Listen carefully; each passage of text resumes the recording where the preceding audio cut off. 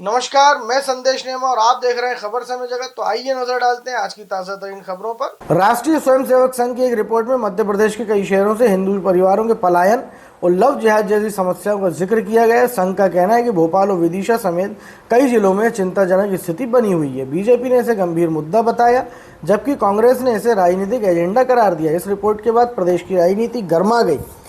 BJP विधायक रामेश्वर शर्मा ने कहा कि संघ का सर्वे माइक्रो पद्धति से होता है। संघ के लोग घर घर जाकर सर्वे करते हैं और ये चिंता का विषय है। उन्होंने कहा कि किसी को भी डरने की जरूरत नहीं है। यदि कोई अपराधी या वर्ग विशेष के लोग हिंदुओं को परेशान करते हैं तो हम मुकाबला करने के लिए तैयार हैं और प्रशासन भी तैयार है। उनका जो सर्वे होता है बहुत माइक्रो होता है और इसलिए राजनीतिक तौर पर या प्रशासनिक तौर पर इस तरह के सर्वे नहीं हो पाते, लेकिन संघ का जो सर्वे होता है वो व्यक्ति डोर टू डोर होता है और इसलिए उनकी सर्वे में सत्यता है, इसको नकारा नहीं जा सकता।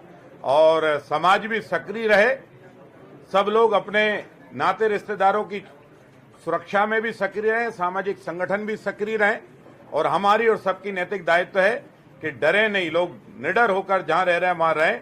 और अगर कहीं कोई अपराधी इस तरह की वारदात करता है तो उससे लड़ने के लिए हम तैयार हैं, प्रशासन भी लड़ने के लिए तैयार है। अब कांग्रेस कुछ कह रही है तो कांग्रेस ये भी जाके चले जाए तो वो हिंदुओं को जाके सहारा देती है क्या? कांग्रेस कहने के अतिरिक्त, मुंह चलाने के अतिरिक्त कांग्रेस के पास कुछ काम है? केवल मुंह ही चला रही है ना हिंदुओं के बारे में। तो कांग्रेस तो प्रयाग के गंगा जी के स्नान के बारे में भी कुछ भी कह देती है। कांग्रेस ने तो अयोध्या के राम मंदिर के बारे में भी कुछ भी कह दिया, तो आज दिनांक तक दर्शन नहीं गए। लेकिन संघ ने जो सर्वे किया है, ये संघ की जो चिंता है ये निश्चित रूप है और समाज को संगठित होकर इस चिंता का समाधान करना चाहिए। प्रशासन, शासन उनकी चिंता से सहमत है और मैं समझता हूं कि हम माइक्रो लेवल पर इस पर जो जानकारी और जुटाएंगे और अगर इस तरह की कोई अपराधी या कोई वर्ग विशेष हिंदुओं को सता रहा है या तड़पा रहा है या दबाव दे रहा है या बहन बेटियों के साथ छलावा हो रहा है या धर्मांतरण होता है तो उस पर भी सख्त कार्रवाई की जाएगी। अब वो मेरे को लगता है आज एक अगर चाहते तो माननीय भाई साहब। वहीं कांग्रेस के प्रवक्ता रवि सक्सेना ने पलटवार करते हुए कहा कि कोई पलायन नहीं हो रहा है। ये हिंदू और मुसलमानों में अविश्वास पैदा करने की भावना से संघ और भारतीय जनता पार्टी काम कर रहे हैं। ये प्रदेश शांति का टापू है और भोपाल गंगा जमुनी तहजीब के लिए पहचाना जाता है।